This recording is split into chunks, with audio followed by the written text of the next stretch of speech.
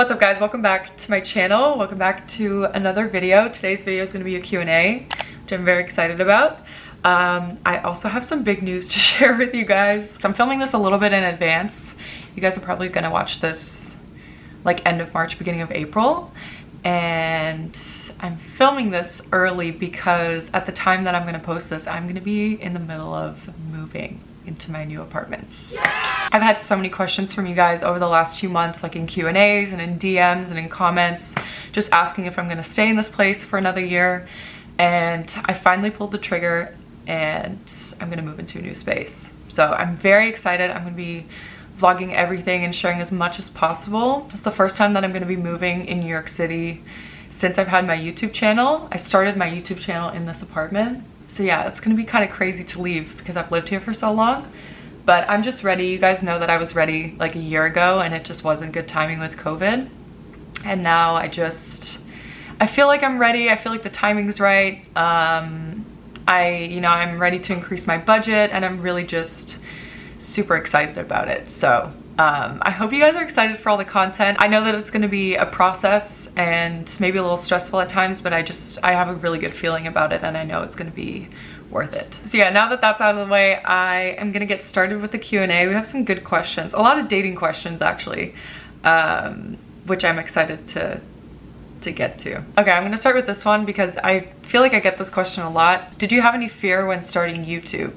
How do you overcome it? I definitely remember being nervous when I posted my first video and when I shared it on Instagram, which I think is normal when you do something big or you take a risk or you put yourself out there. I think it's normal to feel a little scared or worry about what other people might think about it.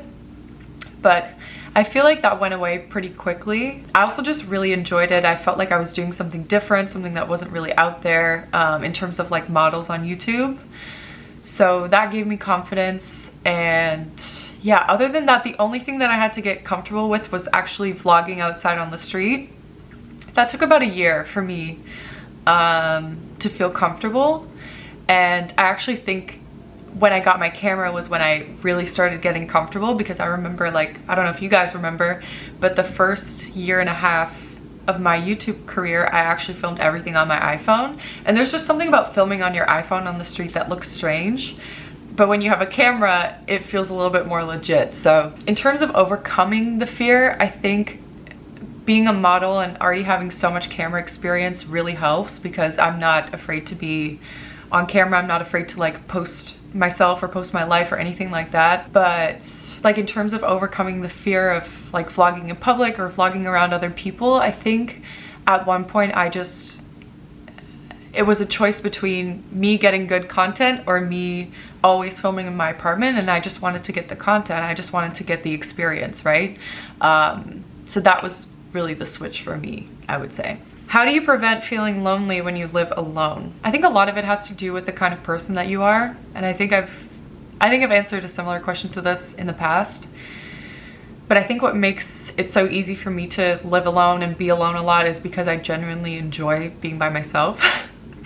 And I guess it's also like enjoying your own company, right? I also think it has to do with my work life, because I'm working with new people every day. I'm constantly talking and sharing my life and sharing my story and then listening to other people's stories as well. So for me, when I come home to myself, that's when I recharge and I feel most at peace, But that obviously is also due to the fact that I'm so social at work all day long, and I expend my energy socially and emotionally and expressively all day long. So, for someone who, like, I don't know what this person does who asked this question, but if you're working from home all day and you don't have much contact with people, then I can imagine it gets lonely after a while. So I think to overcome loneliness, you have to ask yourself, like, is it because I'm not socializing enough? And then you have to actively make an effort to, meet people after work, or virtually talk to people, FaceTime your friends or FaceTime your family. But there's also the side of it where people feel lonely when they're with themselves because they don't like being in their own company. So that's kind of the situation where you do the opposite and you actively spend time with yourself. You start to get to know your thoughts and you get to know your emotions, and maybe you journal, maybe you meditate, maybe you take yourself out to lunch for a date. It sounds like a weird concept, but I think this is something that everybody absolutely must do. And I feel like, personally, I feel privileged because my life has kind of led me to do that naturally. But yeah, I think like ultimately everybody should be comfortable being with themselves, by themselves, in their own company, and you should like yourself when you're spending time with yourself. Advice on dating in your early 20s in New York City. I feel like I have so much advice to give, but then I also feel like dating is such a personal experience. I actually feel like dating is one of the things that teaches you the most about yourself. Like if I didn't have all the experiences that I had and all the failures, I say that loosely, that I've had in dating, like I probably wouldn't know as much about myself and as much about other people than I do now. So I almost want to say just go with it. I don't know. I could probably give some general advice though. I think when you're in your early 20s, you should just enjoy the process. I think that you should be as authentic as you possibly can.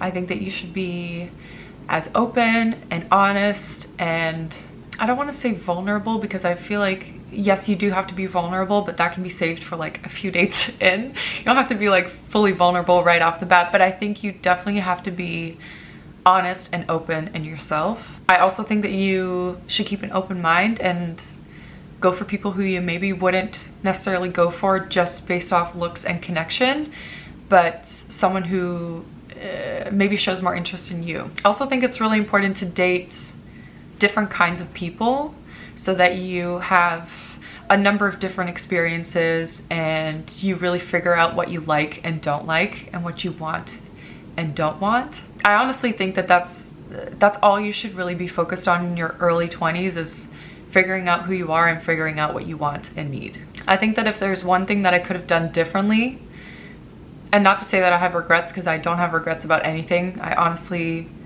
am at peace with everything that I've experienced and what I've been through, but if there's one thing that I could have done differently is I could have taken things a little less seriously. And I also feel like that partially comes with like being a monogamous person and wanting to be in a relationship and wanting deep connection. You just automatically take things more seriously. But in your early 20s, honestly, you're still gonna change so much. Your perspective on life and on people and on yourself and like the things that you want are gonna change so much still that it almost, like, it doesn't really matter. You should just enjoy the process and have fun while you're doing it, if that makes sense. Thoughts on dating apps, dating culture, and are you on them? So I've actually never been on a dating app. I think that they're great, and I know a lot of people are successful on dating apps. I think also with the world that we're living in now, I think that it's a great way to meet people. I think it's also great for people who are maybe a little bit more on the shy side in person, for them to build up a conversation or build up their confidence a little bit. And then by the time they meet in person, they feel a little bit more comfortable. I think it's great for those kind of scenarios. I just can't get with it. I don't know. I just don't think that it's for me. I think part of it has to do with like being online and the job that I have. I think it just makes you more susceptible to people who kind of like approach you for the wrong reasons. And I also just think that I'm maybe a little bit more old school and I want to meet someone organically and in person. I also just really don't like the dating culture right now, if I'm honest, which was part of this question too. But yeah, I just think that people are very bored easily. They're always looking for the next thing. People are out here, like, and maybe this is just New York, but people are out here dating like 5-6 people at the same time, and it's just really hard to build a genuine connection in this kind of environment, and it really sucks, you know? So yeah, those are my thoughts on dating in 2022. Have you ever had a friendship breakup and how to deal? Yeah, I've had a couple of those, to be honest. Friendship breakups can be really hard and they can be really painful and emotional, and a lot of the times you maybe don't understand why. I think that ultimately most friendship breakups happen because they need to happen. And they can be, you know, hurtful and painful, like I said, but I think it's always, almost always for the best. Whether that's someone letting go of you or you letting go of someone, it just means that you're becoming more honest about who you are, and you're actually making room for the right people to enter your life too, you know? And like, if someone is ending a friendship with you, you gotta let them go. You don't wanna beg people to stay. You don't wanna beg people for their friendship. Like, you gotta just let them go. And on the other end, like, I've personally cut people out because I just don't like their presence in my life. I don't like the way they make me feel. I don't like how I feel after I've hung out with them. You know what I mean? And to be honest with you, a lot of those breakups were not clean. You know, it was like me having to be honest with this person about how I felt and us never speaking again.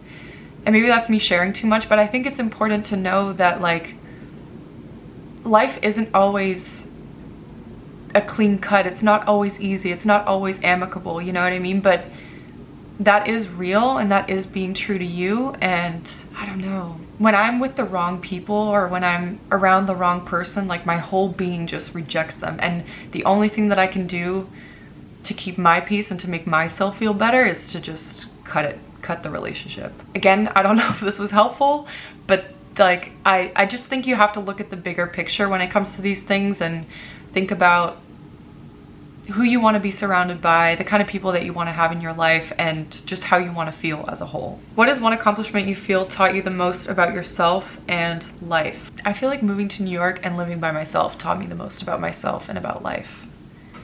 And that's like kind of a big accomplishment. It's more so just like the path of my life, but I feel like battery died. But yeah, I truly think that every single person could benefit from living by themselves for an extended period of time, especially like going somewhere new and living by themselves for a few months. Like, those are the experiences that really change your perspective on life, really change like how you think and how you move and how you feel about yourself. So yeah, if there's any advice that I could give anyone, is if an opportunity presents itself to go and travel alone or go somewhere by yourself or take a trip by yourself, do it, because you will come back as a different person. Have you ever been burned out? I don't think I've ever been burned out. I will say though, I definitely had pandemic burnout. Like, I remember just at one point feeling so useless and tired and stressed at the same time that I almost was burned out from doing nothing. It was a really weird feeling. But no, I don't think I've ever been burned out from work, but I also feel like my job gives me a lot of flexibility. So some weeks will be super busy and I will feel tired by the end of it, but then I'll have a week that's a little bit less stressful, and then I can catch up on, you know, my working out, I can catch up on my sleep, I can catch up on my personal time. So I feel like honestly I have a really good work-life balance, which I'm super grateful for. I also think over time I've gotten more in tune with myself, and I know when I can be social and when I just need to say no to something, which is also really important. And yeah, part of being burned out is overexerting yourself, right? And like never saying no and always saying yes and always, you know, like I don't know, people pleasing. I've almost become like more sensitive to it, but in a good way. And I can just tell right away when I'm like doing too much, or when I'm filling up my plate with too many things, or I'm overexerting myself, and I literally just have to pull back and say, no, I can't do it. I don't feel guilty for doing that because I know at the end of the day it's what's gonna make me feel my best. Okay, last question. I'm gonna end on a wholesome note. Do you have a timeline for wanting a family or kids? I don't have a timeline necessarily. I mean, I definitely want to have kids and I want to have a family, but I'm not in a rush to have it, if that makes sense. If I think about that time in my life and I think about the future, I'm definitely excited about it and I look forward to that time, but I also just love where I'm at right now. I'm so happy right now, and I love my job, I love my life, I love my friends. I've worked so hard to get here. And I just kind of want to like enjoy it. You know, I want to be present. I want to live my life. I want I just want to enjoy like these few years that I have. I'm like getting emotional talking about it. So yeah, that's kind of where I'm at right now. I'm definitely excited for that part of my life, but I don't want to rush it by any means. This is going to be the end of the video. I hope you enjoyed this Q&A. I had so much fun filming it, as I always do. If you guys have any questions, feel free to leave them in the comment section down below. Give this video a thumbs up. Don't forget to subscribe and stay tuned for all the exciting moving videos soon to come. I love you. Mwah.